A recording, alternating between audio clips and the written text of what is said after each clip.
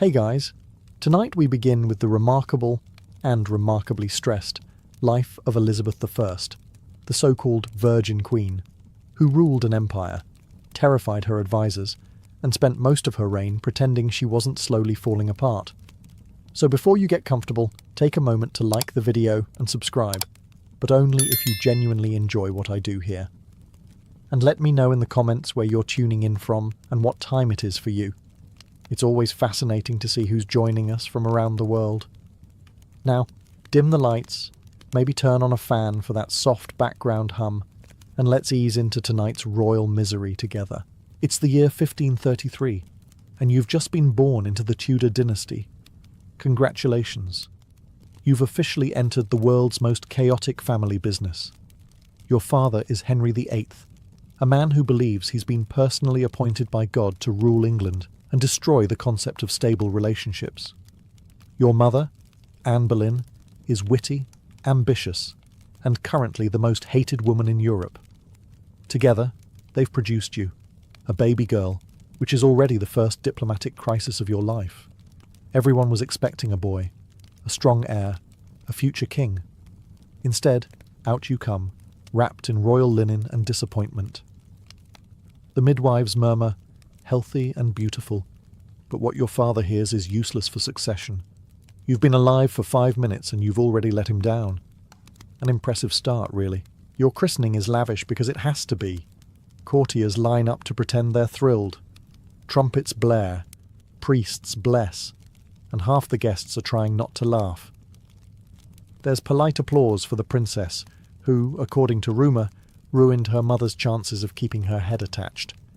Even the godparents look like they're wondering if it's too soon to ask for transfers. For a brief moment, things go well. You have your own nursery, silk blankets, and a team of servants who definitely gossip about you the second they leave the room. You're fed, clothed, and occasionally acknowledged. Luxury by Tudor standards. Then, 2 years later, your father gets bored, your mother gets accused of witchcraft, and your household suddenly downsizes. When you're 2, your mother walks up to the scaffold at the Tower of London. Her crime? Failing to give Henry a boy and daring to have opinions. The axe falls, and with it, your status. Overnight, you go from Her Royal Highness to the King's awkward mistake. Henry marries again within weeks, because grief is inefficient. You're left in the care of strangers who hope you don't remind anyone you exist. But here's the thing. You're a Tudor. You inherit the family curse, survival through spite. You'll grow up quiet, clever, and terrifyingly patient. And one day, you'll make the world regret laughing at your birth. You grow up learning what every Tudor woman learns eventually. You're only valuable until you aren't. And since your mother's been executed and your father's moved on to wife number 3, your value has dropped somewhere between royal heir and stray cat we can't be seen feeding. You live in the countryside now, exiled from court but surrounded by expensive tutors. Because even disgraced daughters are expected to be brilliant. You learn Latin before you can spell your own name, read Greek before most nobles can read anything, and spend your afternoons politely pretending not to notice when courtiers whisper about your mother's unfortunate past. Your father, Henry VIII, does not visit. He's busy producing sons with other women, or killing them when they disappoint him. You don't take it personally. He forgets people exist all the time. Still, every new royal birth is a reminder that you're replaceable. When your half-brother Edward is born, England throws a parade. When you sneeze, no one writes about it. At meals, your attendants bow too low and talk too little. You're technically a princess, but one without status, affection, or inheritance. A sort of royal paperweight. You study harder than anyone expects you to, because studying is the only thing you can control. Every grammar rule memorized, every Latin verse recited, is one more brick in the wall you're quietly building between yourself and humiliation. Your only real stability comes from your tutors, who notice something dangerous in you. Intellect. You absorb knowledge like oxygen, and that terrifies people. Intelligent women in Tudor England don't get rewarded. They get accused of witchcraft.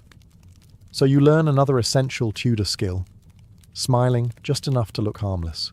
When your father finally dies in 1547, you don't cry. It's hard to miss someone you mostly knew from paintings. The throne passes to your brother, and you, the brilliant, bastardized daughter, remain where you've always been, hovering near power, watching it destroy everyone who touches it. But deep down, you already know your time will come. You've survived shame, exile, and the constant background noise of gossip. And if you've learned anything so far, it's this. Being unwanted has its advantages. No one sees you coming. You're 14 now, old enough to read Latin fluently, quote Cicero, and apparently ruin your reputation without even trying.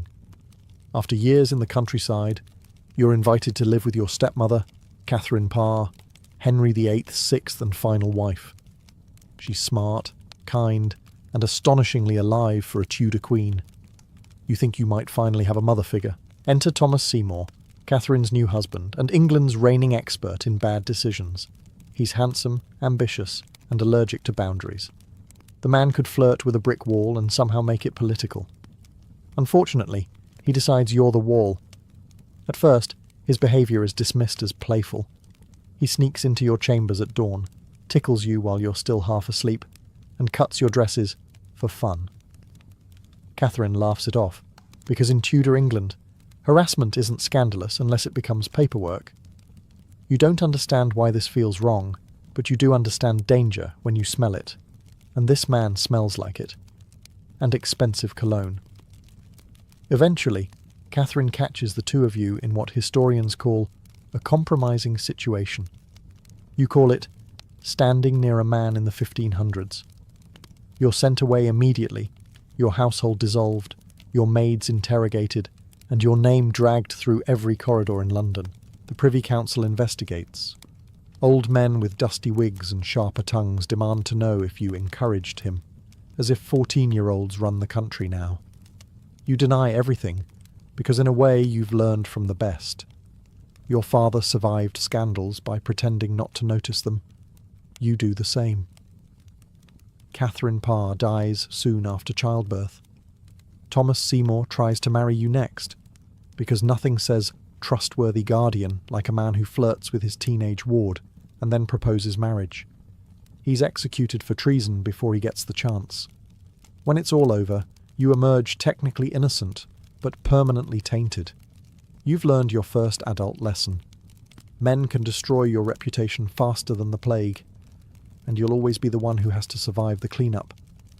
You stop trusting charm, you stop trusting love, and you start practicing your smile, the one that hides everything dangerous behind silence. Your teenage years end the way most Tudor stories do, with someone else being crowned and you quietly wondering how long it'll take before they try to kill you.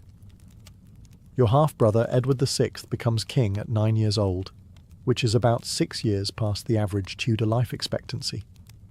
You play the role of the supportive sister, polite, educated, invisible, while the real power sits with the men around him. They call it a regency council. You call it the same old patriarchy, but now with powdered sleeves. For a while, things are calm. You study, write letters, and pretend you're not constantly being watched. But the moment Edward dies, the entire country panics, because no one wants your other half-sister, Mary Tudor, to take the throne. She's Catholic, she's angry, and she has a list. You stay out of it. You've learned to survive by not picking sides, a skill that will serve you well when everyone else starts losing their heads. Mary becomes queen anyway. England rejoices for about 3 days before she starts burning Protestants alive.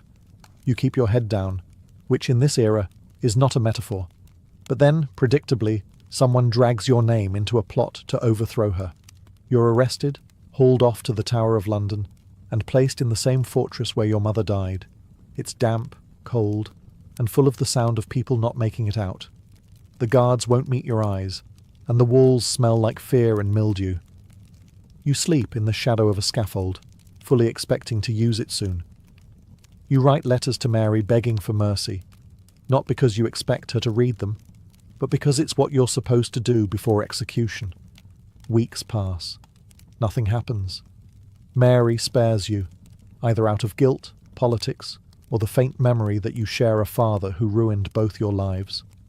You walk free, pale, shaken, but alive. And that's the day you realise what kind of queen you'll need to be if you ever sit on that throne, charming enough to be adored, ruthless enough to stay alive, and paranoid enough to never sleep again. It's 1558, and after years of imprisonment, interrogation, and pretending to be unimportant, you've finally outlasted everyone who wanted you dead. Your half-sister Mary Tudor dies, probably from stress, guilt, or bad timing, and suddenly, you're queen. Congratulations, you've just inherited one of the most dysfunctional kingdoms in Europe. England is broke, half Catholic, half Protestant, and one sermon away from civil war. Your advisors are old men who think women should only rule kitchens, not countries. And your royal treasury? It's emptier than your father's wedding vows. The coronation is magnificent, of course.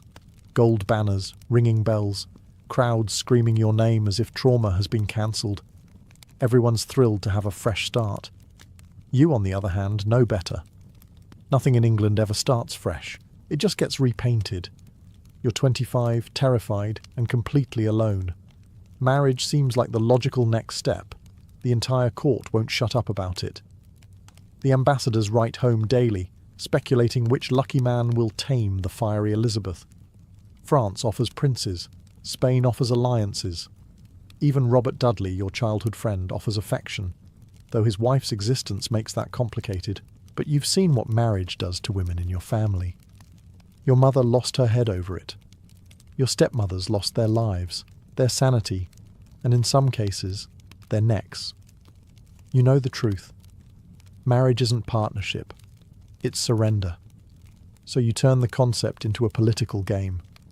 You flirt with kings to buy time, promise heirs you'll never have, and let every nation believe they still have a chance.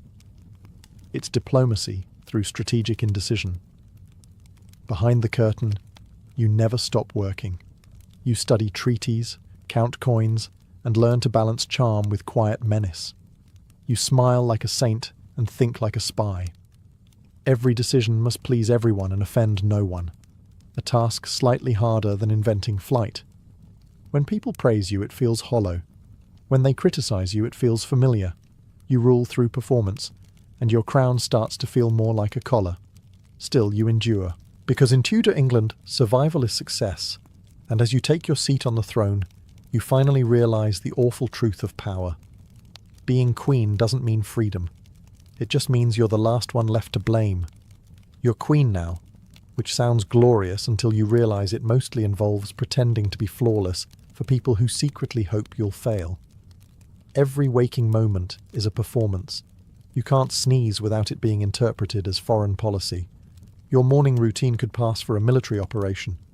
First comes the wig, a towering construction of hair and symbolism. Then the white paste, a thick coat of lead-based makeup meant to make you look eternally young and divine, which, unfortunately, is also eating your skin alive. It burns, it cracks, and it slowly poisons you. But what's a little nerve damage compared to appearing immortal? Your courtiers call you radiant.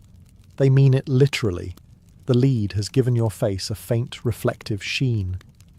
You smile through the pain, because that's your job. Not to rule, but to reassure.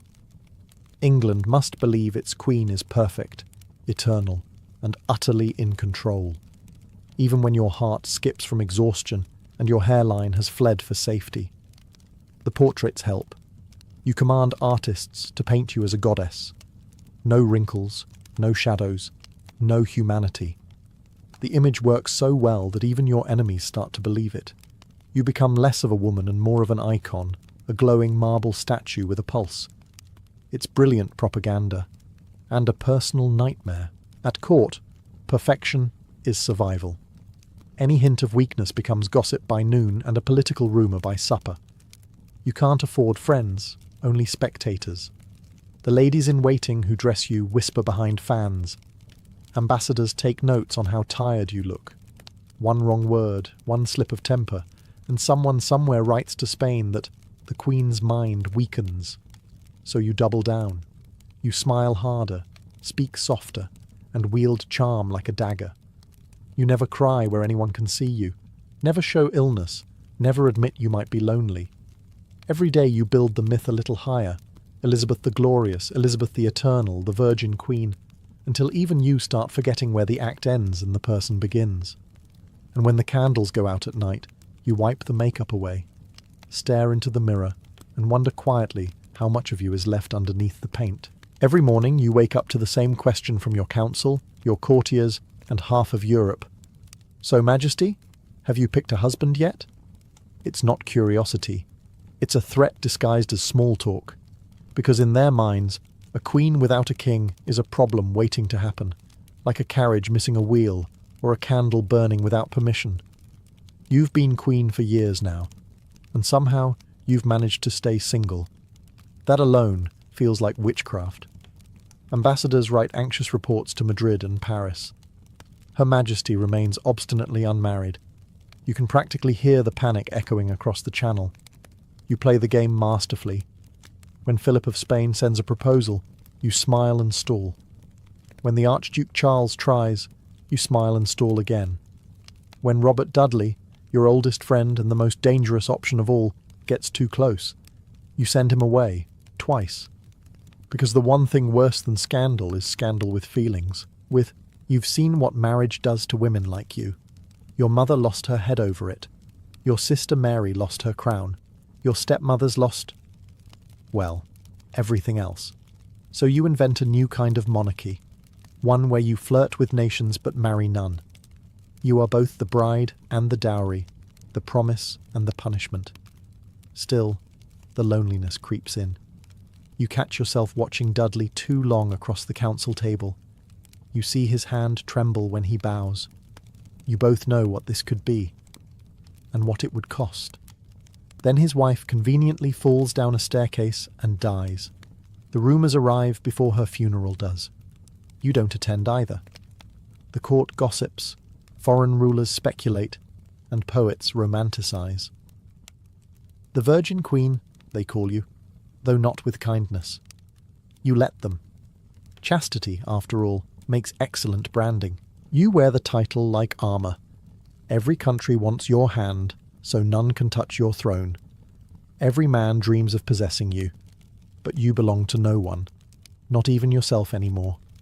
And so you master the art of saying perhaps with a smile that means never. Because the truth is, marriage would have made you someone's wife. Remaining single made you a legend. Welcome to your court, the glittering, perfumed, poison-tipped heart of your empire. On the surface, it looks divine. Velvet gowns, jewelled necks, gold reflections of candlelight on marble floors. But underneath all that silk and ceremony slithers a truth you learned too young. Everyone here smiles with their teeth, not their hearts. Your courtiers adore you in public and betray you in private. Their letters travel faster than their loyalty. You know which ones write to Spain, which ones whisper to France, and which ones pretend they don't. The trick is never to let them know you know. You've turned suspicion into an art form. Part queen, part detective, part exhausted babysitter of the ambitious. Your chief minister, William Cecil, is loyal, but only because you let him think his advice is his own idea. Your spymaster, Francis Walsingham, fills your court with informants disguised as servants, musicians, even confessors. They listen, report, disappear, and reappear with more gossip. You rule a country of listeners. Sometimes you wonder if even your walls are writing letters at night. You've created what historians will later call an intelligence network. You just call it survival. In a world where women are expected to be ornamental, you weaponize charm into strategy and paranoia into policy. You smile, flatter, and forgive, and then quietly destroy those who mistake your mercy for weakness. It's exhausting work. You can't eat without wondering who's tasted it first. You can't walk through the gardens without someone hiding behind the hedges taking notes.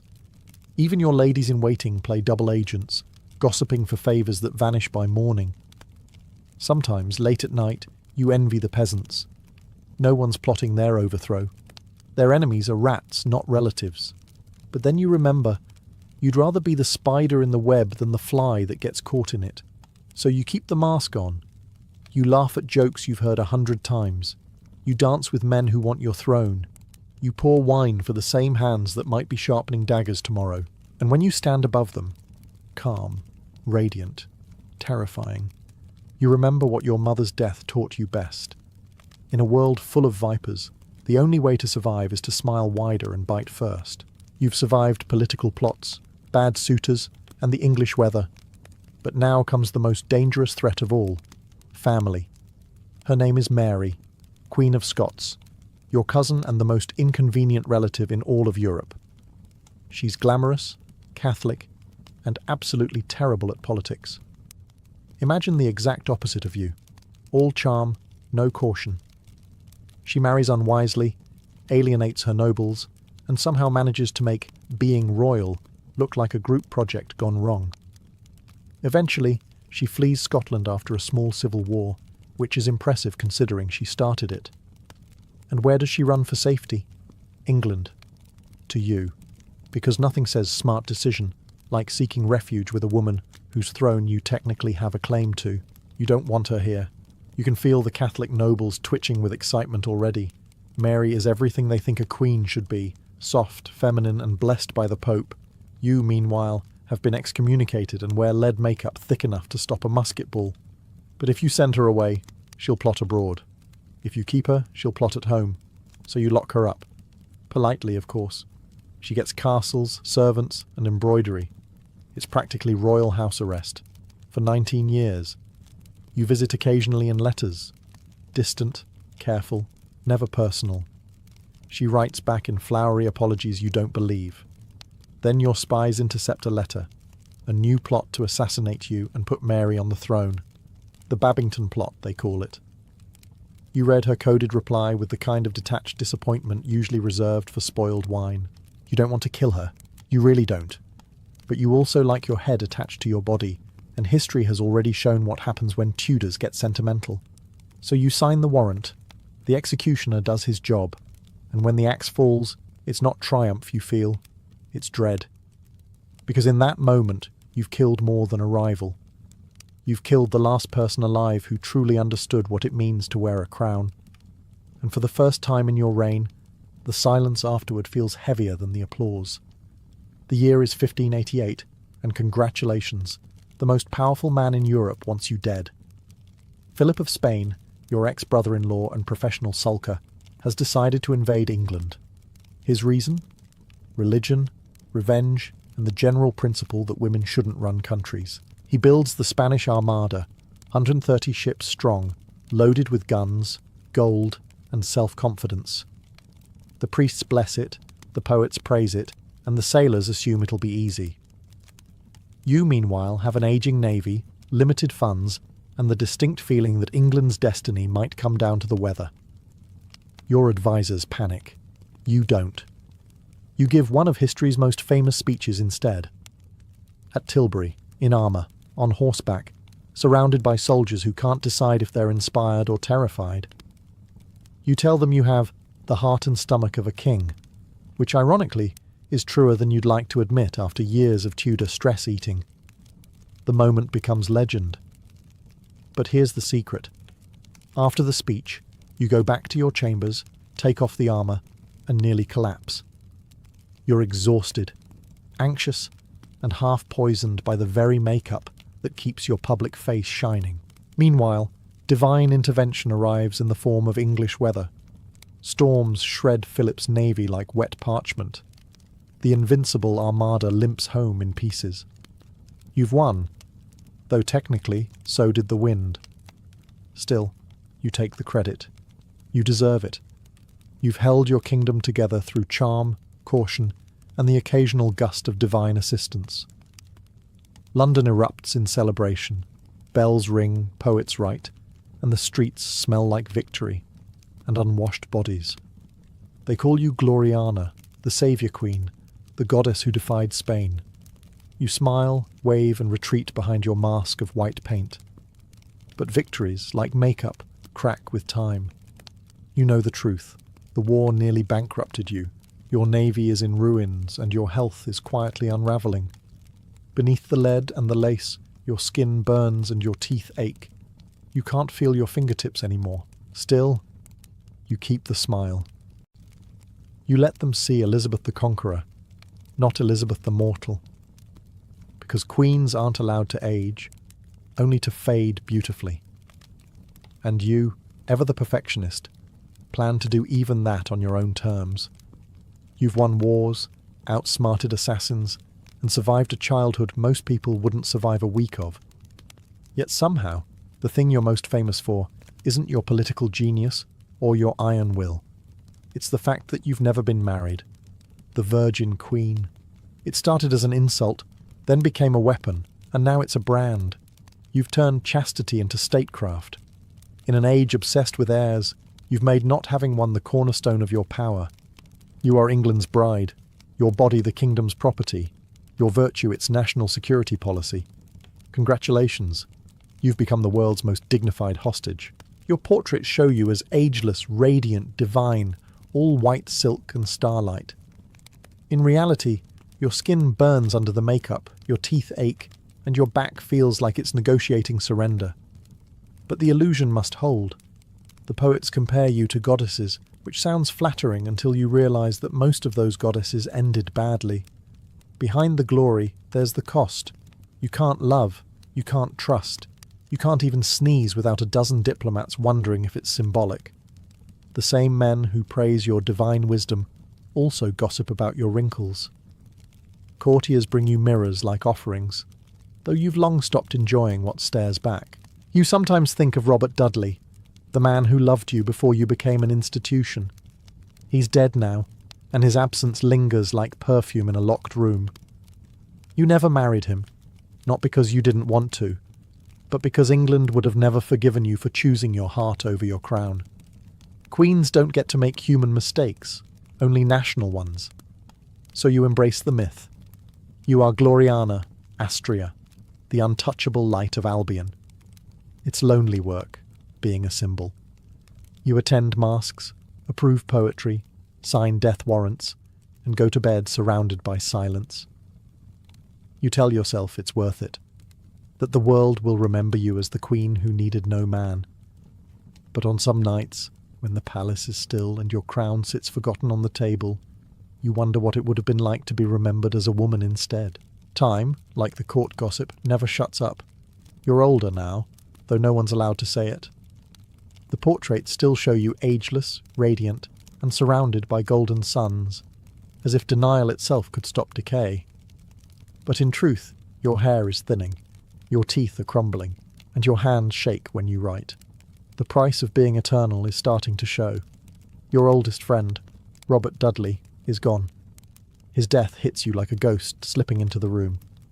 You find his final letter, sealed and waiting for you, and keep it in a box labelled simply, his last letter. You never open it. You don't need to. You already know what it says, and the knowledge is both comfort and punishment. You were the queen he loved, and the woman who could never love him back. The younger generation fills your court now, eager, polished, and utterly ungrateful. Robert Devereux, the Earl of Essex, becomes your new favourite, mostly because he reminds you of the old one. Charming, reckless, and stupid in exactly the same way. You spoil him, tolerate him, and then, inevitably, have to execute him. Because that's what happens when men mistake your affection for weakness. The day Essex dies, you stay in your chambers. No speeches, no music, just silence, and the faint smell of the candles burning too low. You once ruled through fear and fascination. Now you rule through habit. The crown feels heavier, your counsel louder, and your patience thinner. You start seeing ghosts. Not the supernatural kind, the memory kind. You see your mother in every polished mirror, your father in every demand for loyalty, Dudley in every dream, and Mary Stuart in every doubt. The past won't stay buried. It sits beside you, whispering that all this glory came at the cost of everyone you ever cared for. And still, you smile for your courtiers. You joke, you dance, you pretend. Because that's what queens do. They turn grief into ceremony and heartbreak into performance. But in the quiet hours of the night, when even the spies are asleep, you whisper into the dark, not a prayer, not a confession, just a name. And then you fall silent again, because history doesn't care if queens are lonely, only if they last. You've outlived them all. The lovers, the enemies, the poets, the fools. Even the mirror seems reluctant to keep up. You are 70 now. Or rather, you are whatever age your portrait says you are. The face on the canvas still glows like divine sunlight. The one in the mirror looks like the afterimage. Your hair, once aflame, is now a memory padded with wigs. Your smile, once clever, now trembles under the weight of too many speeches and not enough sincerity.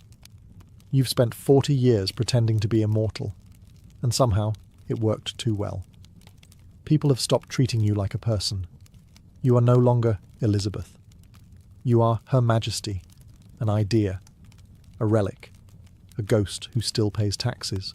Your council tries to talk succession, but you refuse.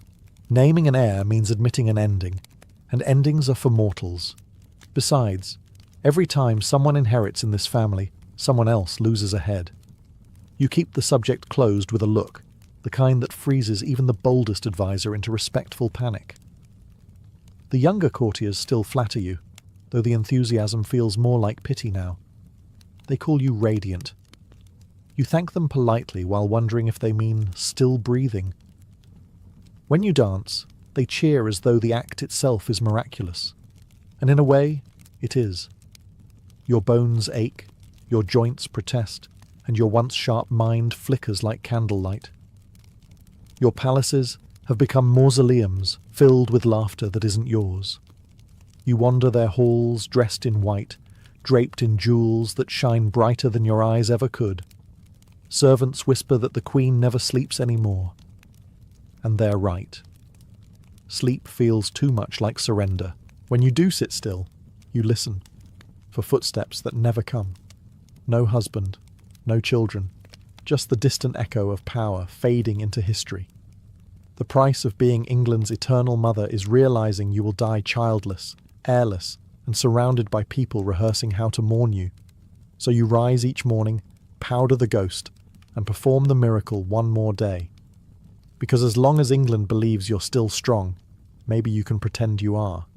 And in a way, you've become exactly what you always feared.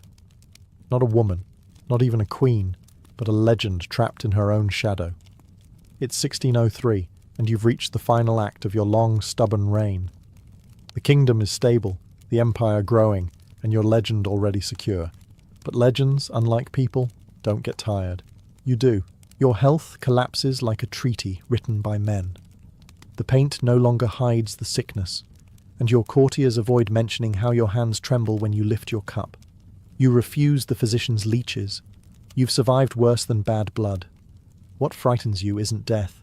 It's losing control of your own ending. You stop eating, stop sleeping, stop sitting. The doctors beg you to lie down. You refuse. Queens don't recline. They endure. So you stand, hour after hour, draped in black velvet, like a monument, unwilling to admit it's a statue. Servants sneak cushions under your feet. You kick them away. They whisper that you're talking to ghosts now. Your mother, your father, Robert Dudley. Maybe you are. They've been haunting you for years anyway. You murmur to the shadows about duty, power, and how none of it feels as heavy as the crown once did. The courtiers outside your door listen, afraid to interrupt in case you decide to outlive them again.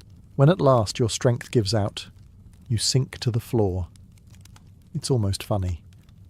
After a lifetime of defying gravity, your body insists on reminding you that queens are made of bones, not marble. Your counselors rush in, panic written across faces that have seen too much history. You say nothing. You just stare at the crown on the table, the one thing you could never wear without bleeding for it. In your final hours, you finally do what no one expected.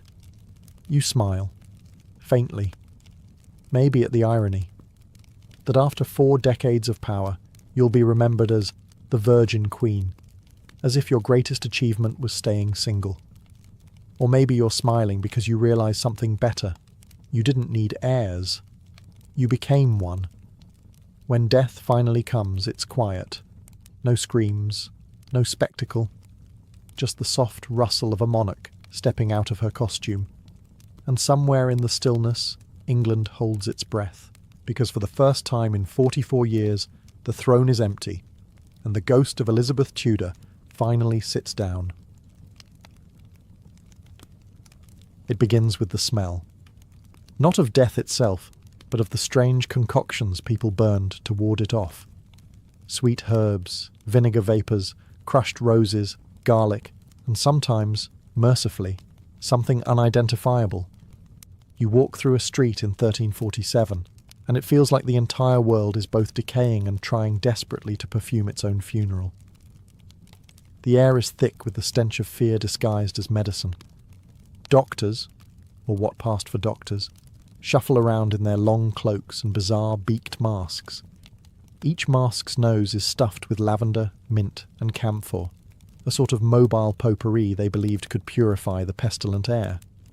It looked more like a bird costume than medical attire, but in an age when people thought bad smells caused disease, the logic made sense. You'd probably have worn one too if you thought sniffing time might save your life. As you pass by, church bells toll constantly. Not for prayer times, but for funerals. People light fires in their homes, not for warmth, but to cleanse the air. Families toss handfuls of herbs into the flames, sage, rosemary, juniper, and hope the smoke will keep the plague from seeping through their windows. Some even believed the scent of roses could repel death itself. Roses! As if the Grim Reaper were simply allergic to florals. The real doctors, university men with Latin scrolls and clean hands, were useless. They debated endlessly whether the plague came from corrupted air, a misalignment of planets, or perhaps God's wrath. Meanwhile, the people on the streets tried everything. They rubbed onions on their skin. They drank vinegar like it was holy water. Some even stuffed crushed emeralds into their mouths because a wealthy Venetian once claimed it absorbed poison, and if you were lucky enough to afford a physician, he'd probably bleed you dry, literally, under the belief that illness was caused by bad humours. You'd sit there, dizzy and half dead, while he proudly announced you were cured of imbalance. The irony, of course, was that the only thing the treatment truly balanced was the number of graves. By the end of the week, even the healthiest-smelling lavender couldn't hide the truth. Death wasn't afraid of perfume. It was everywhere. Sweet, pungent, and unstoppable. When the herbs failed, people turned to pain. Not the kind you treat, but the kind you inflict, on yourself, publicly, for God to see. Across Europe, processions of men and women began marching from town to town, chanting hymns and beating themselves bloody with whips tipped in iron or knotted cords. They were called flagellants, and they believed their suffering could atone for humanity's sins and stop the plague. Spoiler, it didn't. Imagine the scene. A long line of pilgrims, half naked, their backs already raw from earlier lashes, trudging barefoot through muddy streets. Children cry, old women cross themselves, and the smell of rot mixes with sweat and sanctity. With every crack of the whip, blood splatters onto the cobblestones. It's part ritual, part horror show, and part very bad science experiment. They sing hymns about mercy as they bleed, convinced their pain buys forgiveness in bulk. Some towns welcomed them like saints. Priests would bless their procession, bells would ring, and townsfolk would join in, hoping a little collective misery might scare the disease away. Other cities, however, saw them as dangerous fanatics. In places like Strasbourg and Cologne, flagellant groups became so disruptive, preaching against the church, spreading panic, and occasionally carrying the plague with them, that even the Pope had to issue a ban. Imagine getting excommunicated for loving God too loudly. The psychology behind it was simple and tragic. If the Black Death was God's punishment, then maybe he just needed to see people were sorry. The whips were their apology letters written in flesh. And yet, the more they marched, the more the plague spread. Blood, sweat, and open wounds made perfect incubators for disease. Some cities even reported new outbreaks following the flagellant's arrival. Divine irony, if there ever was one. In a way, they were medieval influencers, spreading a trend no one really wanted, but everyone copied out of fear of missing salvation. For a few brief years, the roads of Europe echoed not with trade or music, but with the rhythmic crack of self-punishment. And when even that failed to stop the dying, humanity began to realize a grim truth. No amount of faith, flowers, or flagellation could cleanse a world that didn't understand its own sickness. By 1348, Europe was crawling with doctors, alchemists, astrologers, and complete frauds, all confidently diagnosing a disease they didn't understand. In every town, you could find a man selling miracle tonics in glass bottles that looked suspiciously like coloured water. Some claimed to distill antidotes from crushed pearls, while others offered elixirs made from snake oil, mercury, or even powdered mummy. Yes, literal ground-up corpses imported from Egypt. Nothing says healthcare quite like a dash of pharaoh dust. If you were wealthy, your treatment came with better packaging. Nobles hired personal physicians who charged a fortune to read the stars before deciding whether to bleed you or burn herbs. One popular theory blamed the alignment of Saturn, Jupiter, and Mars for poisoning the air. So, if you died, it wasn't your doctor's fault, it was astrology. The universe had simply scheduled your demise. For the poor, medicine looked more like improvisation. Local wise women brewed potions out of garlic, honey, and crushed frogs. Others prescribed carrying a dried toad around your neck to draw out the poison. If that didn't work, you could always sit between two roaring fires until you nearly fainted. Theoretically, the heat scared the disease away. Realistically, it just roasted the patient. Then, there were the opportunists, the travelling quacks who sold fake relics and holy powders from saints' bones that were probably just crushed chalk. They wandered from village to village, leaving behind lighter purses and heavier graves, some even dressed as plague doctors, beak and all, to look professional. You'd think the long robe, leather gloves, and ominous crow mask would inspire confidence, but it mostly terrified people. And still, they paid. Yet, among all the nonsense, a few healers genuinely tried. They burned infected clothes, isolated the sick, and noticed, though couldn't explain, that those who avoided contact with others tended to survive. These were the accidental pioneers of quarantine, centuries before the word existed. Still, for every careful observer, there were a dozen confident fools mixing vinegar and unicorn horn in a pot. Medicine had become theatre. If you looked like you were fighting the plague, people believed you were. It didn't matter that your cure did nothing. Hope, even false hope, was the only thing keeping anyone sane. When logic failed, people turned to fire. Cities across Europe began lighting massive bonfires, not to celebrate, but to cleanse.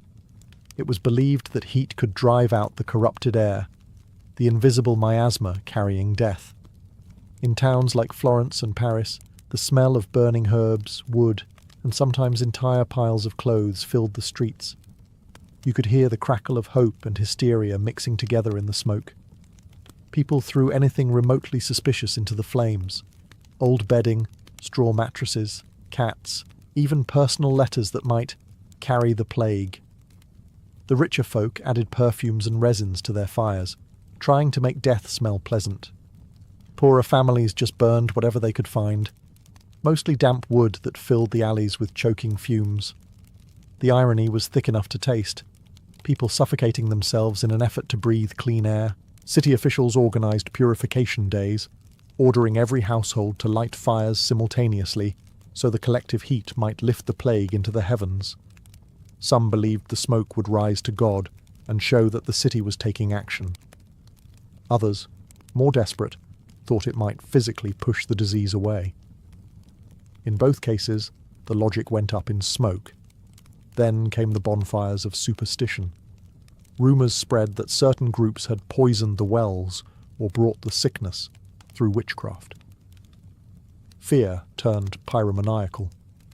Suspected witches, foreigners, and even lepers were dragged from their homes and thrown into flames meant for purification. The fires no longer cleansed. They consumed. Meanwhile, inside homes, people burned herbs in small pots and carried them room to room like incense.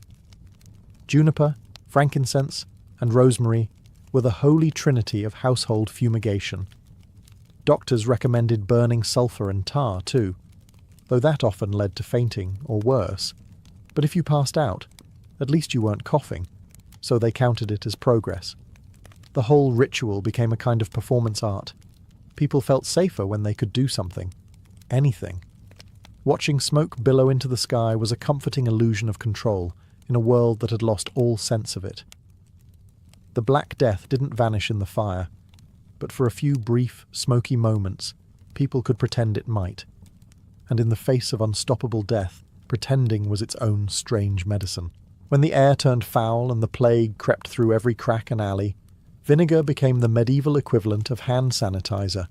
If hand sanitizer burned your tongue and did absolutely nothing, people soaked everything in it: clothes, sponges, coins, even themselves. Vinegar was cheap, sharp, and most importantly, smelled like effort. In an age without germ theory, that counted as medicine. Doctors prescribed vinegar baths, vinegar gargles, and vinegar compresses for buboes, the swollen black lumps that marked the body's surrender. One popular cure involved bathing in vinegar, infused with rose petals, then drinking the leftover liquid. It didn't heal anyone, but it did make death smell faintly floral. Some even believed vinegar had divine approval, claiming its sourness could cut through sin as well as sickness. If your throat burned, you were on the right track. Merchants quickly caught on to the craze. They sold special blends like 4 Thieves Vinegar, a supposed plague-proof formula said to protect 4 cunning robbers who looted infected homes without getting sick. The recipe varied from place to place, sometimes garlic and rosemary, sometimes wormwood and lavender, but the story sold better than the product. You could buy a bottle at any market, along with the comforting illusion that you'd outsmarted the apocalypse. Of course, the more desperate the times, the stranger the applications. Some rubbed vinegar into open wounds, others washed their food in it until their bread dissolved. A few unfortunate souls even inhaled vinegar fumes directly through their noses, a medieval spa treatment for the truly brave or truly gullible. The richer classes turned it into ritual. Noble women carried silver pomanders filled with vinegar-soaked sponges, pressing them to their noses when servants coughed. It became a status symbol. Nothing said, "I can afford not to die," like sniffing your jewellery. Yet, beneath all the superstition, there was a faint glimmer of logic. Vinegar does kill some bacteria, though the plague wasn't one of them. Still, in an era when no one knew what germs were, it was one of the few treatments that didn't make things worse. For a brief moment, people believed salvation could be bottled, poured, and splashed liberally on fear itself. The world reeked of vinegar and of hope, gone sour. When vinegar and herbs failed, Europe turned its eyes upward. Surely if medicine couldn't cure the plague, maybe the saints could. After all, they were supposed to handle miracles. Every church overflowed with prayers, candles, and desperate bargaining. People crawled on their knees to altars, whispering promises to Saint Sebastian, the go-to plague protector. Why Sebastian? Because he'd been shot full of arrows, and arrows looked suspiciously like God's invisible punishment. Perfect metaphor. Wrong cure. Paintings of the time show townsfolk clutching little wooden icons of Sebastian, his body riddled with arrows yet annoyingly serene, as though being skewered was just another Tuesday. Others prayed to St. Roch, who famously survived a plague himself, with only a dog to bring him bread. He became the medieval equivalent of an influencer for divine health, except his followers kept dying anyway. In cities like Avignon and Florence, priests organised massive processions. People marched barefoot, clutching relics, chanting for mercy as incense smoke filled the air. The Pope ordered prayers across Christendom and even blessed the rivers of Rome, hoping holy water might trickle salvation downstream. Unfortunately, the Black Death wasn't particularly pious.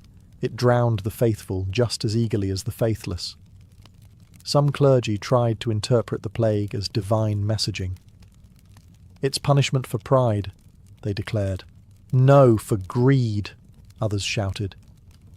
Eventually, the church concluded it was for everything. You couldn't win. If you prayed, you were desperate. If you didn't, you were damned.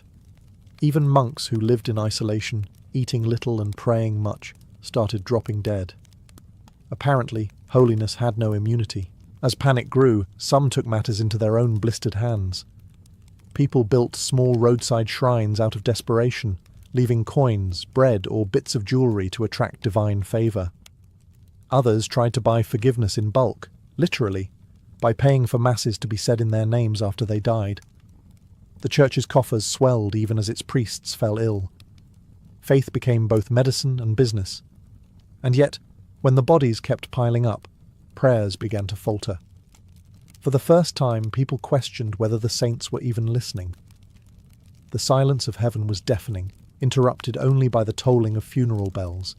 God, it seemed, was observing quarantine too. If divine mercy failed, there was always the blade. Medieval medicine adored the idea of balance, the four humours: blood, phlegm, black bile, and yellow bile. Get too much of one, and you were doomed. The solution? Drain some out. Simple, elegant, lethal.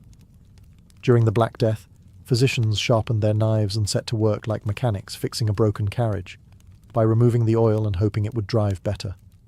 The process was straightforward. Slice open a vein, watch the blood flow, and pray you didn't faint first. Doctors swore it released poison from the body. Some even used leeches for a gentler touch, which was only slightly less horrifying. You'd lie there pale, dizzy and lightheaded, while your doctor confidently declared you were improving, because technically you were too weak to argue. Rich patients got premium service, silver bowls, perfumed bandages, and doctors quoting Aristotle while draining them. The poor just got cut and told to hold still. In many towns, barber surgeons, yes, your local haircut guy, did the bloodletting for a fraction of the cost. You could get a shave, a trim, and a vein opened all in one sitting. The famous red and white barber pole still seen today? It's a souvenir of that era. The red for blood, the white for bandages. Nothing says clean cut like a reminder of medieval hemorrhage. Even when patients died mid-procedure, doctors refused to admit defeat. He was too far gone, they'd say, wiping their knives. In their defence, it was the only method they had that felt scientific. It involved tools, ritual, and visible results, just enough to impress the desperate. Sometimes, when bloodletting didn't work, doctors recommended repeating it daily until the patient stabilised, which usually meant expired. Some patients rebelled, choosing instead to let nature or the saints decide. But refusing treatment was dangerous too. In certain towns, civic officials ordered plague victims to submit to medical care or face exile. So, people submitted, willingly or not, and bled themselves towards salvation. Looking back, it's easy to laugh at the absurdity. But for them, every drop of blood spilled was a prayer in liquid form, a bargain struck between faith and fear. And as Europe bled itself pale, the plague carried on, entirely unimpressed by human optimism or leeches. By 1349, Europe had turned into a giant perfume bottle, with a hint of terror. People believed the plague travelled through bad smells, so naturally, the solution was to drown the world in good ones. Apothecaries became celebrities overnight, selling scented waters, pomanders, and sachets to anyone who could still afford to breathe.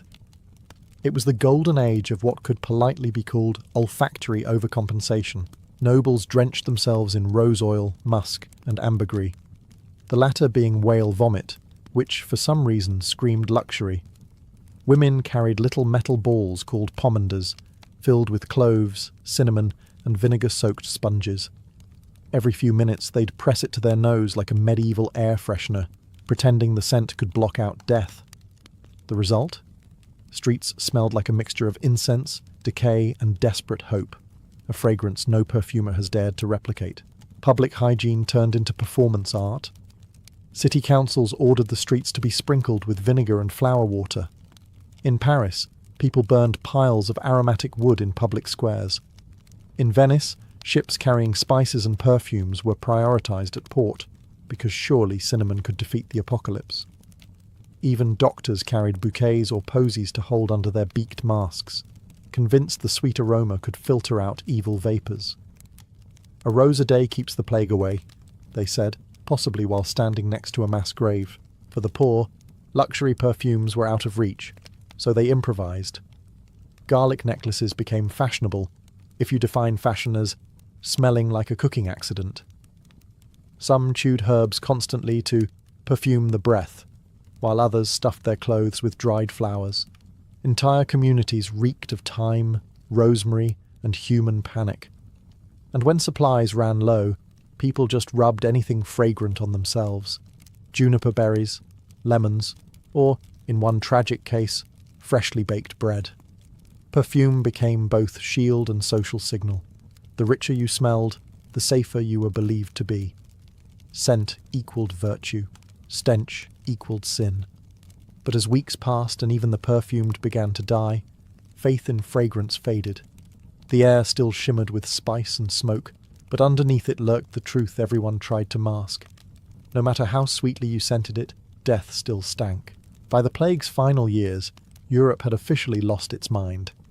Every town had its own secret cure, usually based on rumour, luck, or sheer insanity. If someone survived, their method instantly became gospel. You'd hear things like, "My cousin's neighbour rubbed chicken guts on his sores, and he's alive," which somehow convinced others to try it. Thus was born the infamous chicken cure, strapping a live, shaved chicken to your plague boils to draw out the poison. The poor bird usually died first, confirming the theory that it had absorbed the sickness. Never mind that it also absorbed dignity, others turned to astrology. If the stars had caused the plague, maybe they could also fix it. People adjusted their diets based on planetary positions, or refused to bathe on certain days because Mars was in opposition. Bathing, in fact, became controversial. Many believed water opened the pores to disease, so the cleaner you were, the quicker you'd die. The rich stopped washing altogether, layering perfume over filth like a scented bandage on civilization's corpse. There were also the earth cures. Some physicians claimed the ground itself could heal, advising patients to bury their feet or entire bodies in soil to draw out the plague. Others drank ground-up gemstones mixed with wine, because if you're going to die, you might as well sparkle on the way out. And then came the truly absurd: swallowing crushed emeralds, rubbing excrement on sores, or even applying butter to wounds to soothe divine fire. Spoiler, it did not. Quarantine, ironically, was one of the few effective measures, discovered not by scholars, but by desperate city officials. In Venice, ships suspected of carrying plague victims were kept at sea for 40 giorni, 40 days. The practice saved thousands, but felt cruel at the time. Imagine watching the mainland from your window while your crewmates coughed beside you, praying the countdown didn't end in silence. By 1351, the Black Death had devoured up to half of Europe's population.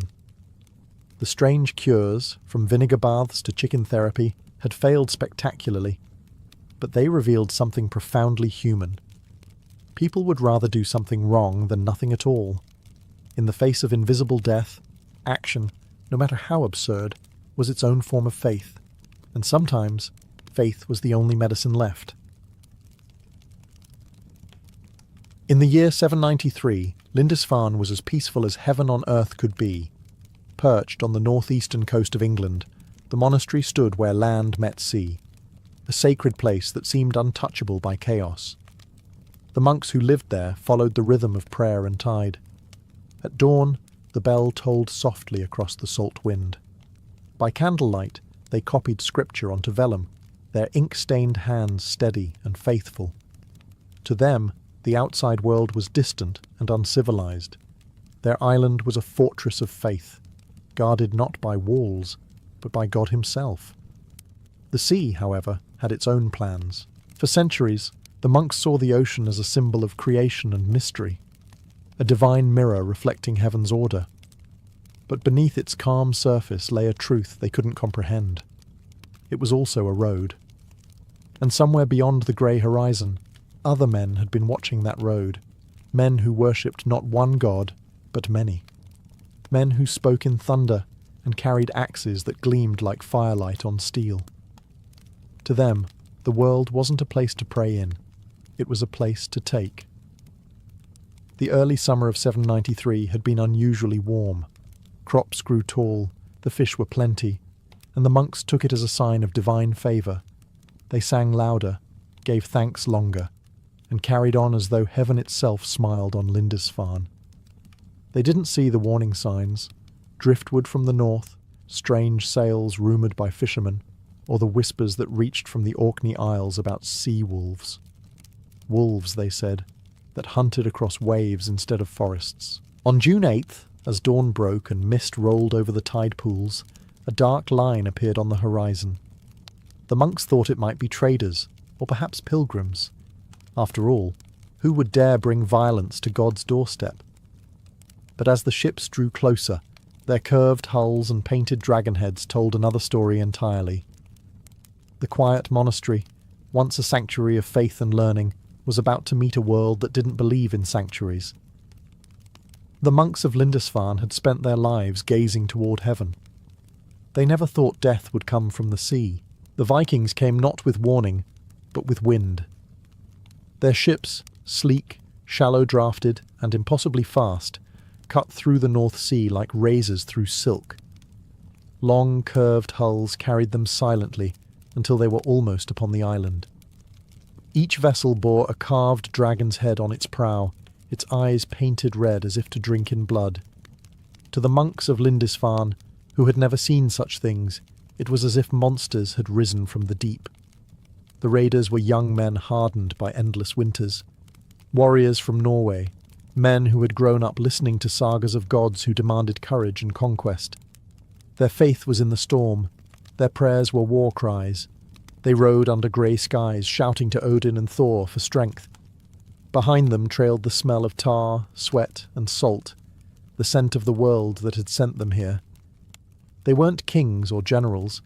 They were farmers, hunters, and fishermen, driven by hunger for silver, land, and glory. When the longships scraped against Lindisfarne's shore, there was no negotiation, no herald, no declaration of war. Just the thud of boots on wet sand and the shriek of gulls startled into the air. The first monk who saw them thought they were traders, until he saw the axes. Iron flashed. The sound of steel striking bone shattered the morning calm. The invaders moved swiftly through the monastery grounds, kicking open doors, overturning altars, tearing gold from crucifixes. Their fury seemed not random, but sacred, like a rival religion proving its god was stronger. The monks tried to resist, but their hands were trained for quills, not swords. Some fled to the cliffs, others knelt and prayed. A few stood their ground, clutching crosses as if faith could stop iron. It didn't. The Vikings had never seen such wealth gathered in one place. Goblets, illuminated manuscripts, jewelled reliquaries. To them, this was not desecration. It was divine justice. The gods of the north, they believed, rewarded the brave and took from the weak. By the time the sun reached its height, Lindisfarne was silent again, but no longer holy. Smoke rose from the ruined chapel, mingling with the sea mist. The waves carried away both blood and rumour, whispering the same message across every shore. The north had awakened. The attack on Lindisfarne's was swift, but its echo lasted for centuries. In the chaos, the line between martyrdom and massacre blurred. Monks were dragged from their cells, struck down before their own altars. The sacred manuscripts they had spent decades copying, golden letters on fine calfskin, were torn, trampled, or thrown into the flames. Firelight flickered through the cloisters, dancing across broken icons and blood-smeared stone. To the Norsemen, this was not blasphemy. It was victory. To the survivors, it was the apocalypse. Those who managed to flee ran barefoot across the tidal flats, clutching relics to their chests, bones of saints, bits of wood said to come from the true cross, anything that might still hold power.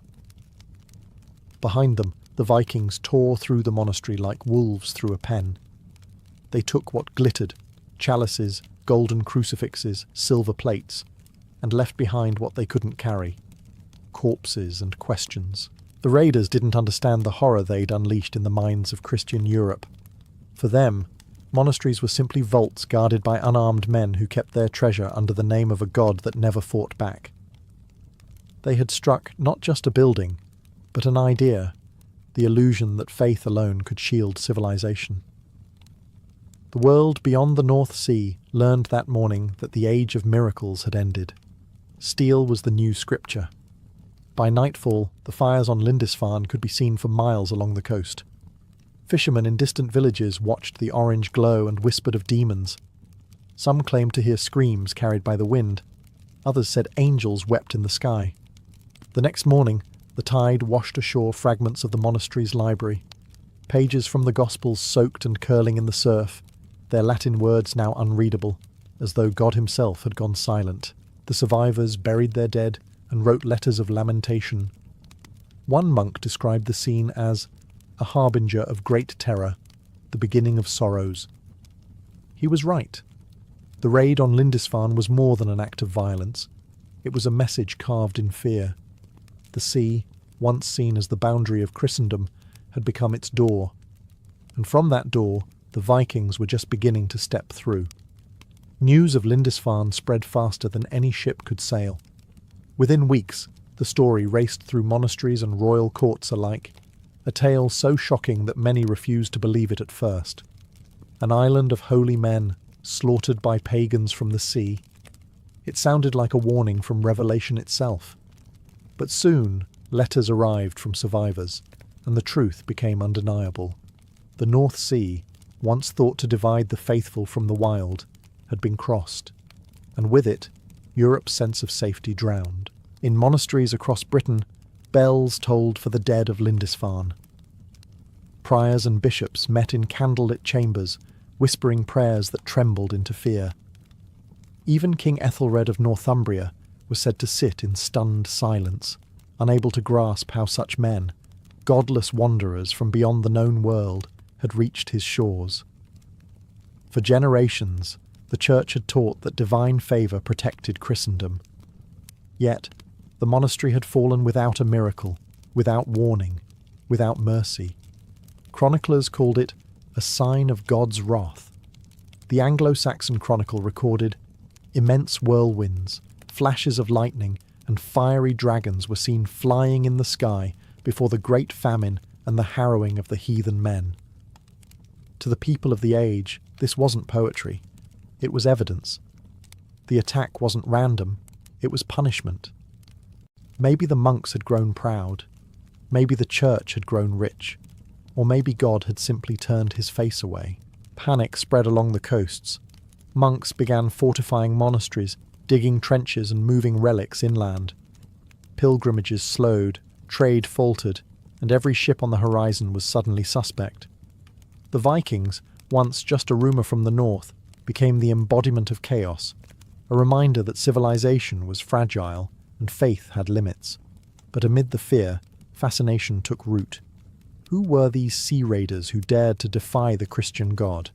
Tales of their strength, their ships, and their strange gods began to spread like wildfire. To some, they were monsters. To others, a dark omen.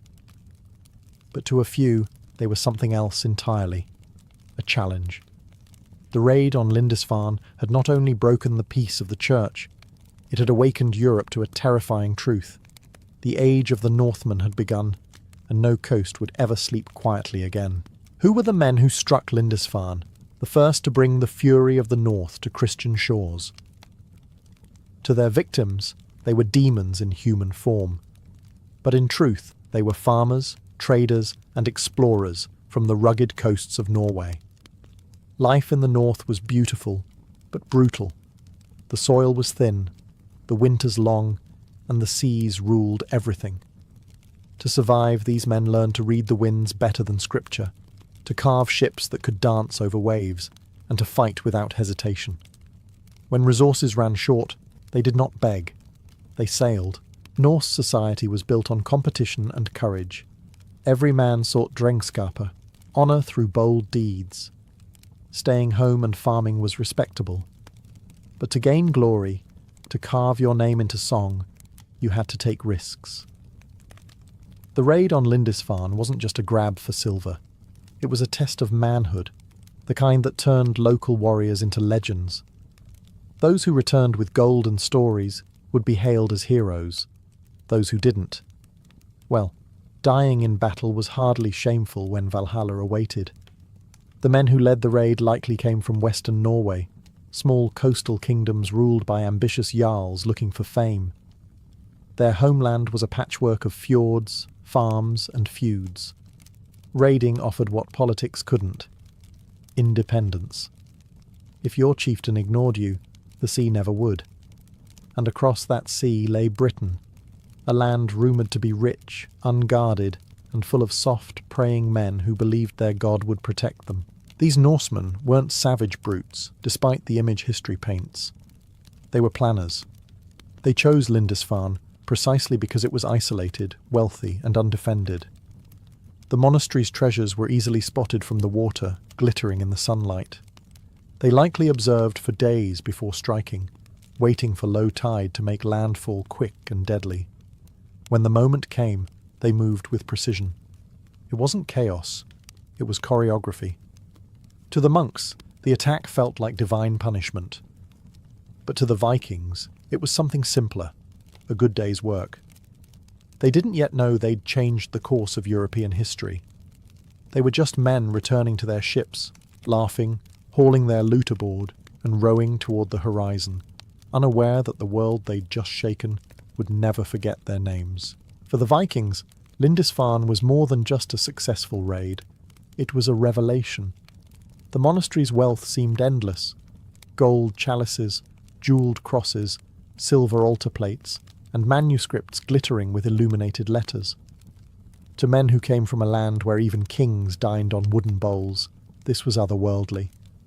They had found a new kind of treasure, one not buried under mountains, but sitting in plain sight, guarded only by faith. They took everything that could be melted, traded, or worn. But it wasn't just greed that drove them, it was glory. Norse culture didn't measure success by coins alone, but by reputation. A man's name had to be remembered, sung around fires long after his bones were gone. To strike such a blow against a foreign god, to return home with the spoils of holy men, that was the stuff of sagas, and the bards would make sure every chieftain knew it. In the eyes of their gods, this was no sin. Odin rewarded courage, Thor loved strength, and Frey, the god of prosperity, surely smiled on those who seized it. Every axe swing at Lindisfarne, every chest of silver torn from an altar, was an offering to them, a tribute written in blood. Where Christians saw desecration, the Norse saw divine balance. If one god had grown too rich and complacent, it was only fair another took his share. The monks' treasures were divided among the warriors and their leader, with shares given according to rank and valour. Some pieces were melted down and reforged into arm rings or necklaces. Others were traded in distant markets, their sacred origins lost in translation. A chalice that once held communion wine might later hold mead in a smoky longhouse, lifted in a toast to Odin rather than Christ. Back home, tales of the raid spread faster than any sermon. Young men dreamed of joining the next expedition, and chieftains realized the sea could bring more wealth than any farm. The raid on Lindisfarne didn't just fill Viking purses, it filled their imaginations. What began as one raid became a model for countless others. The Norse gods, it seemed, had given their followers a sign. Across the sea lay endless fortune, and no one strong enough to stop them. The raid on Lindisfarne struck England like a nightmare that refused to end. Coastal villages began to whisper the word Viking, as if saying it aloud might summon them. Every shape on the horizon became a threat. Every ship's sail, a potential omen of fire and death. The English had faced wars before, against rival kings, against hunger, even against the devil in sermons. But this was something new. Their enemies didn't come from neighbouring lands or known tribes. They came from the mist itself, like phantoms born of the sea. In Northumbria, panic set in. The king and his nobles sent men to patrol the coasts, though no one really knew how to fight what they couldn't predict. The monks who had survived Lindisfarne were treated as holy witnesses, proof that the world was indeed unravelling. One of them wrote that it felt as if the end of days had arrived, and God had sent serpents upon us. Even those far inland began to feel the dread. Markets emptied, pilgrimages halted, and merchants refused to sail. Faith itself began to tremble. Church leaders tried to make sense of it all. Some said the Vikings were sent as punishment for sin, that the church had grown soft, indulgent, too rich for its own good. Others insisted it was a test of faith, a divine storm meant to separate the true believers from the false. But no amount of prayer stopped the fear from spreading faster than any plague. The people started fortifying abbeys, hiding relics, and burying gold beneath altars. Yet, deep down, everyone knew that when the next fleet appeared, even stone walls might not save them. The raid also forced kings to think differently. For centuries, monasteries had been symbols of peace and learning, untouchable sanctuaries. But now they were liabilities, rich, isolated, and undefended. Some rulers began organizing coastal militias and building lookout posts, hoping to give warning before the next strike. But it was like trying to guard an entire ocean with a handful of men. Lindisfarne had been one attack, but it rewrote England's imagination. Fear became part of the landscape, woven into the waves, sung in prayers, carved into chronicles. The Vikings had taken more than treasure. They had stolen England's sense of peace. The shock of Lindisfarne did not stop at England's shores. It rolled across Europe like thunder, echoing through monasteries from Ireland to the Frankish Empire. Letters flew between bishops and kings, filled with outrage and disbelief. How could such godless men defy the Almighty and live? Charlemagne himself, ruler of the most powerful Christian empire, was said to be horrified. If even a holy island could fall, what was safe? Suddenly, the edges of Christendom no longer felt like borders. They felt like invitations. Monasteries began fortifying their walls, a concept once unthinkable. Places of peace became fortresses. In Ireland and Scotland, monks built their abbeys inland or behind stone towers, trading isolation for safety. Pilgrims became armed travellers. Priests learned to wield swords, and kings began to look suspiciously at their coastlines. Every ripple of rumour about Northmen stirred panic. Even the Mediterranean traders heard tales of pale-haired warriors who struck without warning, vanishing before an army could be raised. The church framed the event as divine warning. Preachers thundered from pulpits about repentance and humility. The faithful were told to fast, to pray, to atone. For clearly, God had turned his face away. Some believed the world was entering its final age, a slow apocalypse where the sins of man had drawn monsters from the sea. Others saw it as a call to arms, a reason to harden faith with steel. Yet not everyone viewed the Vikings as pure evil. Among scholars and travellers, a darker fascination grew. The Norse were barbaric, yes, but also bold, organised, and terrifyingly efficient. How had such distant tribes mastered ships that could cross oceans faster than imperial fleets? How did they navigate by stars, wind, and instinct alone? Europe realised that these were not savages in skins. They were craftsmen, tacticians, and merchants when it suited them. The North had risen with discipline as much as fury. Trade routes began shifting. Merchants learned to pay for protection, and entire economies adapted to fear. Monks hid relics underground. Kings reinforced coasts. Fishermen stopped sailing alone. But for all the panic, there was awe too. The Vikings had cracked open Europe's illusion of divine safety, and what spilled out was both terror and wonder. The sea, once seen as the world's edge, had become its new beginning. When the smoke cleared over Lindisfarne, the world that emerged was not the same. That single raid in 793 was not just an act of violence. It was the first heartbeat of a new era. The Vikings had discovered something greater than treasure, opportunity. Word of the monastery's riches and the ease of its conquest spread through the fjords of Norway and Denmark like wildfire. Every chieftain, every ambitious farmer, every restless youth with a sword suddenly saw the sea in a new light, not as a barrier, but as a bridge to fortune. Over the next decades, more ships would follow. They struck Jarrow, Iona, and other holy sites, leaving behind the same mixture of horror and awe. What began as a single raid evolved into a pattern, then a strategy, then an age. The Viking Age had begun, not because the North grew stronger, but because Europe's confidence had been broken. The raiders had found their weak point: wealth without warriors, faith without walls. Lindisfarne became a legend almost instantly.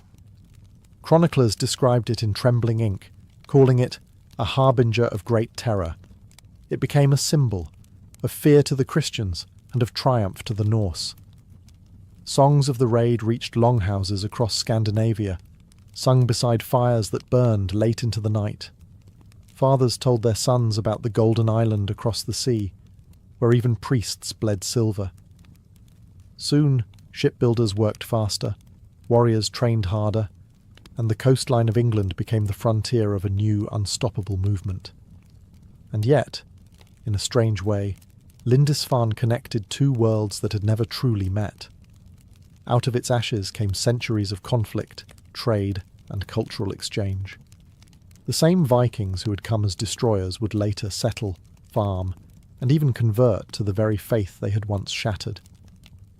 But on that first day, they weren't conquerors or converts. They were simply explorers with axes, testing the edge of their world. The monastery's ruins would stand for generations, half rebuilt, half haunted, a monument to the moment when isolation ended.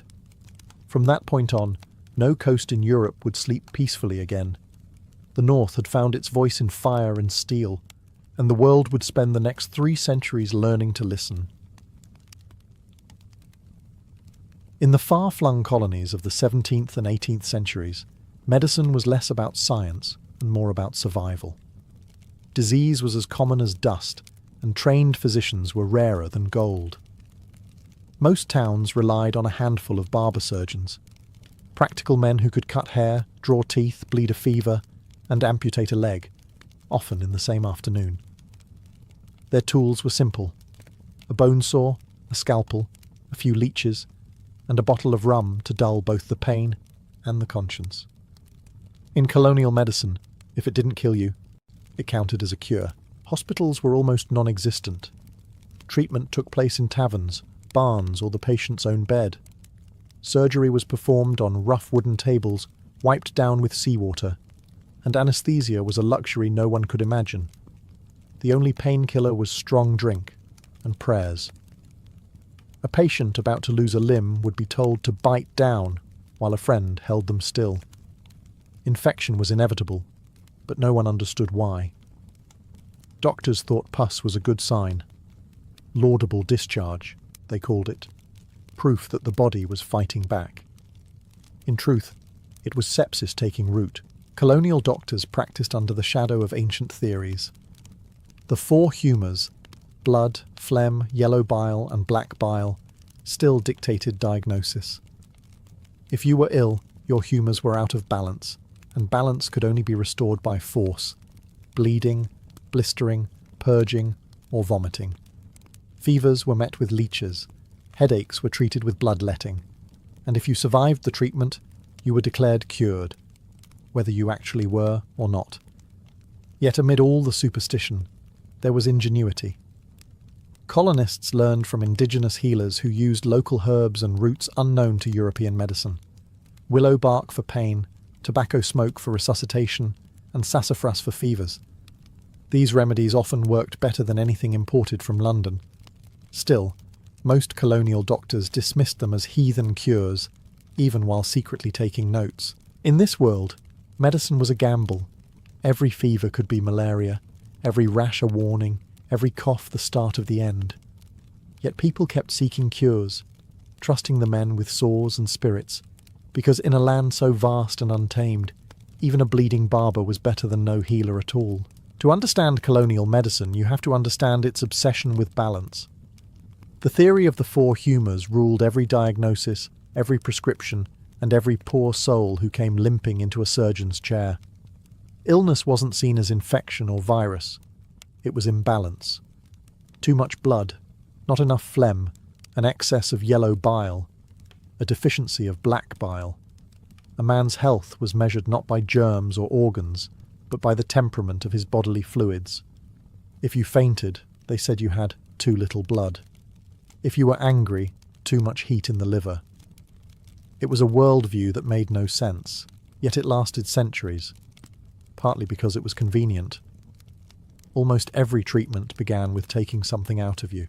Bleeding was the colonial doctor's favourite cure-all. Fever, bleed. Headache, bleed. Melancholy, definitely bleed. Surgeons carried elegant brass or steel lancets designed to open a vein just enough to let the bad blood flow. Sometimes they used leeches instead, pressed gently to the skin until they swelled with crimson satisfaction. Patients often fainted or worsened afterward, but the doctor would nod sagely and declare, "The humours are rebalancing." And when bloodletting didn't seem enough, there were blisters. Physicians applied heated glass cups or caustic poultices to the skin, creating painful sores meant to draw out the illness. A patient with pneumonia might find his chest covered in blisters by morning, an act of devotion to medical theatre if nothing else. The same logic led to purges and vomit-inducing tonics. After all, if the body was unwell, it needed cleansing, no matter how violently. Colonial people endured these torments with remarkable faith. A doctor's visit was more ritual than science, a blend of pain, prayer, and placebo. Yet there was something comforting about the process. The more dramatic the treatment, the more one felt that something was being done. Still, whispers spread. Sailors and settlers noticed that the indigenous healers didn't bleed their patients to death. They brewed teas, used poultices, and somehow cured wounds that colonial doctors could only worsen. Quietly, a few curious minds began to suspect that perhaps the body didn't need to be drained to heal. But for now, bloodletting remained king, and the colonies bled willingly in the name of balance. In the colonial world, there was a fine line between the man who trimmed your beard and the one who sawed off your leg. And often, it was the same man. The barber surgeon was the backbone of early medicine, a craftsman with a steady hand, a sharp blade, and a stomach strong enough for anything. His shop sign usually showed a striped pole, red for blood, white for bandages, the very same symbol that survives outside barber shops today. Inside, customers came for a haircut or a cure, and sometimes left missing more than they expected. These men were practical, not philosophical. While physicians in London debated the balance of humours, barber surgeons in Boston or Barbados simply got on with it. They extracted teeth, set bones, stitched wounds, and amputated limbs when infection spread too far. Their surgical kits looked more like a carpenter's toolbox. Bone saws, scalpels, needles and clamps, polished from use. Their best friend was rum, for cleaning instruments, calming nerves, and numbing the screams. An operation without rum was unthinkable for both patient and surgeon. There were no anaesthetics, of course. Patients were held down by friends or assistants, while the barber worked quickly, timing his cuts between screams. A good surgeon wasn't the one who caused the least pain, he was the one who finished before the pain could kill you. Infection was a mystery, but everyone knew the smell of it. If a wound began to rot, the only cure was more cutting. When in doubt, amputate might as well have been the colonial motto. Yet barber surgeons were oddly respected. They were part healer, part craftsman, and part gambler. Some became local legends, known for saving soldiers on battlefields or pulling sailors back from the brink of death. Others were feared, their names whispered in dread after too many failed amputations. Their apprentices learned through watching, not books, by holding a lantern over a screaming man, or by sewing their first wound on a drunk who couldn't pay. They weren't scientists, but they were indispensable. In a world where disease came with every tide and battle left men in pieces, The barber surgeon was civilization's crude answer to chaos. He couldn't promise life, only a fighting chance and a clean cut. If you lived in the colonies and got sick, your odds of recovery depended less on skill and more on what you happened to have in your pantry. Rum was the universal medicine, disinfectant, anesthetic, painkiller and morale booster all in one. Got a toothache? Gargle rum. Fever? Drink rum. Surgery coming up? Drink twice as much. A few surgeons even poured it directly onto open wounds, believing its sting meant it was killing the poison. In truth, it was mostly killing the patient's ability to care. Then there were the leeches, the quiet, wriggling assistants to nearly every colonial doctor. They were kept in jars of water like pickled grapes, prized for their ability to draw out bad blood. Physicians applied them to the temples for headaches, to the abdomen for stomach pains, and to the feet for fevers. Each leech could drink up to 10 times its weight in blood, and afterward, the doctor would smugly show the bloated creature as proof of a successful treatment. Patients often felt weak or dizzy afterward. Not surprising, since they'd just donated half a pint of themselves to medical superstition. For internal problems, purges and vomit tonics were the fashion. Mixtures of mercury, molasses, and herbs were served in generous doses, with predictable results. If you weren't purging, sweating, or bleeding, you weren't getting better. Or so the logic went. Colonial health advice could be summarized in one grim sentence. If it feels awful, it must be working. It must be. Luck played a larger role than anyone admitted. 2 patients with the same illness might receive identical treatment. One would recover, the other would die. To doctors, that was just the will of God, or perhaps a patient's lack of moral virtue. Faith and medicine were deeply entangled. Sin and sickness were cousins. Repentance was often prescribed alongside rest. Still, amidst the chaos, a few remedies truly worked, often by accident. Rum and herbs sometimes did disinfect wounds. Leeches, in rare cases, relieved swelling, and when the body miraculously healed itself, the doctor took full credit. Colonial medicine was a game of chance played with blades, bottles, and prayers. And in that game, rum and leeches were the dice everyone kept rolling. While barber surgeons handled bleeding and battle wounds, the true guardians of life in the colonies were the midwives. These women were healers, counsellors, and witnesses to birth and death, often all in the same night. In an age before hospitals, childbirth happened at home, surrounded by neighbours and candlelight, with the midwife guiding everything from first contraction to final breath. For most women, she wasn't just a medical figure. She was hope itself, wrapped in linen and smelling faintly of herbs. Midwives had no formal training. Their wisdom came from experience, passed from mother to daughter, from mentor to apprentice, through whispered lessons learned on blood-stained floors. They knew which herbs could ease pain, which teas could stop bleeding, and which prayers to mutter when the baby came too soon. Chamomile, pennyroyal, and raspberry leaf were their trusted allies. But when things went wrong, when the baby was breech or the mother's strength faltered, there was little to do but pray louder and work faster. Despite their skill, colonial society viewed midwives with suspicion. The church approved of their service, but distrusted their power. A woman who could bring life into the world without a man's help was seen as both holy and dangerous. Whispers of witchcraft followed midwives everywhere, especially if their patients survived illnesses others did not. More than a few were accused of unnatural knowledge, as if survival itself were an act of sorcery. Still, communities depended on them. A good midwife was worth more than gold. She delivered babies in freezing cabins, aboard ships at sea, and in the heat of Caribbean plantations. Her hands knew no rest. When soldiers' wives went into labour, she was summoned before the priest, before the doctor. For all the authority men claimed over medicine, it was women who brought the next generation safely into the world, or tried to. Every birth was a gamble. Many mothers never rose from the bed again. Many babies never drew breath. And yet, life continued. Midwives washed the dead, then helped deliver the next child, often in the same room. In a brutal world ruled by infection and fear, their work bordered on the miraculous. They didn't promise safety, only presence. And somehow, that was enough. Long before European medicine set foot in the colonies, healing already had deep roots in the land. Indigenous peoples across the Americas possessed centuries of botanical knowledge, a living pharmacy drawn from forests, rivers, and fields.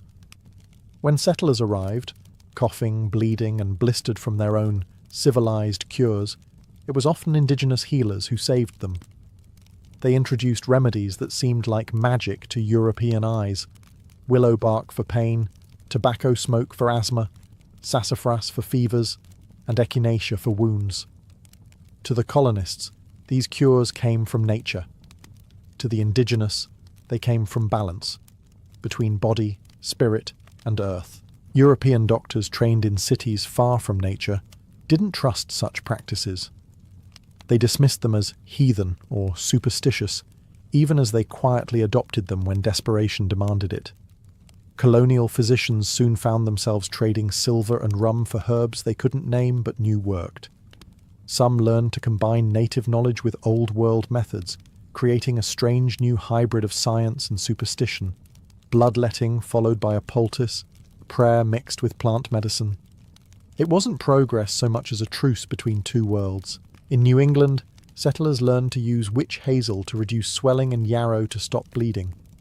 In the Caribbean, enslaved Africans and indigenous healers exchanged medicinal secrets, blending West African traditions with local plants to create what later became folk medicine. These healers often worked in secret, outside the colonial system that saw their wisdom as a threat to authority. Yet their remedies spread quietly, even reaching the hands of colonial doctors, who would later take credit for discovering them. Herbal medicine offered something colonial surgery never could: gentleness. While barber surgeons relied on blades and blistering, herbalists trusted patience. A tea of chamomile or valerian for sleeplessness, mint for stomach pain, garlic for infection. These cures didn't require screams or rum, just time and knowledge. But as the colonies expanded, so did European arrogance. Indigenous healers were pushed aside, their practices branded as pagan, even as their plants filled colonial apothecaries. The settlers would build their hospitals and call their medicine modern, forgetting who had first shown them how to survive. Yet, in quiet kitchens and forest clearings, the old remedies endured, whispered, brewed, and remembered. Of all the enemies faced by colonial medicine, none were as feared as smallpox. It swept through towns and camps like invisible fire, leaving behind corpses and the scarred faces of survivors. For many, it was the true ruler of the colonies. No king, no general, no god could stand against it. When the disease struck, there was no mercy. The first signs, fever, aches, and spots, were enough to send families into hiding and entire communities into panic. Doctors and healers tried everything. They bled patients to release the fever, applied blisters to the skin, and doused victims in vinegar or rum. They burned herbs in sick rooms to cleanse the air, unaware that the virus was already in the lungs of everyone nearby. When desperation reached its peak, people turned to folklore, hanging red cloths over doorways, praying to saints, or bathing in cold rivers. Nothing worked. The unlucky ones died quickly. The lucky ones lived on, disfigured, but immune. Then, from the east, came a strange rumour, a method called inoculation. The idea was simple and horrifying. Deliberately infect a healthy person with a mild case of smallpox to make them immune later. The technique had long been used in Africa, India, and the Ottoman Empire, but Europeans dismissed it as barbaric until they started dying in droves. It was an enslaved African man, known as Onesimus, who taught the method to a Boston minister, Cotton Mather, during an outbreak in 1721. Mather faced outrage and accusations of witchcraft, but his inoculated patients survived at far higher rates than those left to fate.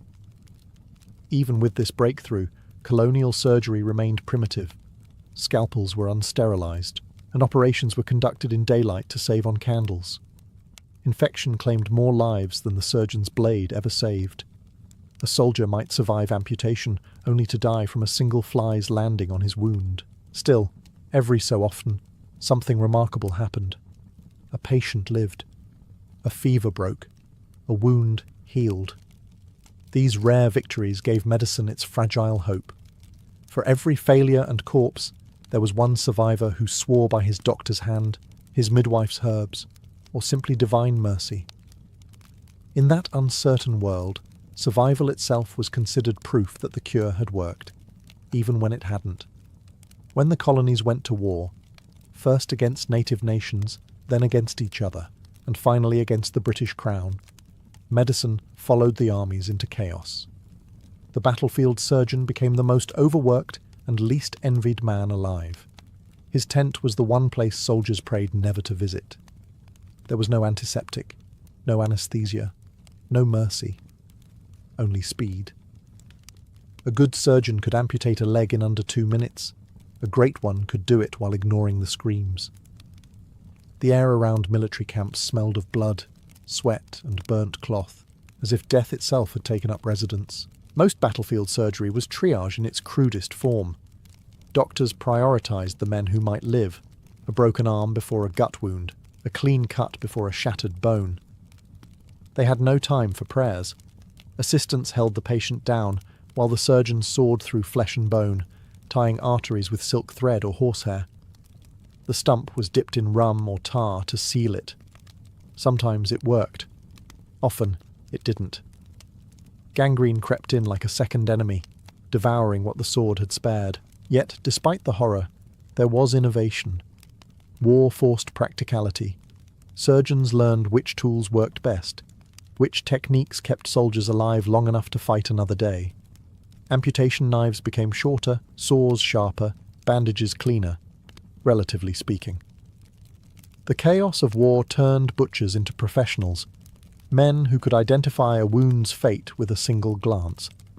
And though infection remained a mystery, some surgeons began boiling their instruments or washing their hands between patients, guided by instinct rather than knowledge. Field hospitals were rarely more than barns or tents, the floors slick with blood and mud. The wounded lay shoulder to shoulder, whispering prayers or curses, their fates determined not by God, but by a man with a saw. Still, the surgeons endured, performing hundreds of operations a week, their hands shaking only after the work was done. War revealed the brutal truth of colonial medicine. It wasn't designed to heal, only to endure. And in enduring, it evolved. Each battlefield, each desperate amputation, pushed medicine a little closer to understanding its own savagery, and the price of survival. By the late 18th century, the colonies were changing, and so was medicine. The age of bleeding and blistering hadn't vanished, but cracks were forming in its authority. New thinkers began to question whether sickness truly came from bad air or imbalanced humours. Dissections, once considered sinful, were quietly performed in medical schools. In the cities, apothecaries turned from superstition to experimentation. And across the Atlantic, whispers of scientific revolution began to reach even the farthest colonial settlements. Hospitals, once seen as death traps for the poor, started to resemble places of study. In Philadelphia, the Pennsylvania Hospital, founded by Benjamin Franklin, became a hub for colonial doctors to share knowledge instead of rumours. Surgeons began recording cases and comparing results, noticing patterns that suggested disease might have causes other than divine punishment or moral failure. The old phrase, God's will, started giving way to observable symptoms. It was the first step toward modern medicine. Fragile, hesitant, but unstoppable, smallpox inoculation, once feared as witchcraft, gained credibility after saving countless lives during the American Revolution. Doctors who had once relied on rum and luck now carried notebooks, sketching wounds, and taking notes on recovery. Midwives and herbalists, long dismissed as folk healers, contributed quietly to the growing body of practical knowledge. Their herbs found new names in Latin, their techniques absorbed into formal medicine, though rarely credited. The shift wasn't purely noble. Medicine became a profession, and with it came hierarchy. Male physicians sought to regulate healing through licensing, pushing midwives and folk doctors aside. Yet, even as power consolidated, knowledge expanded. Anatomy books replaced superstition, microscopes began to appear, and chemistry crept into the apothecary's art. Slowly, the world that once treated fevers with leeches started to glimpse the idea of germs, invisible, deadly, and entirely real. By century's end, the colonies had transformed into nations, and their medicine stood at the same threshold. The bleeding bowls and bone sores remained, but so did curiosity, the one tool that had never dulled. From the chaos of barber surgeons and midwives, rum and herbs, a new age of medicine was being born. It was still imperfect, still dangerous, but for the first time it was learning.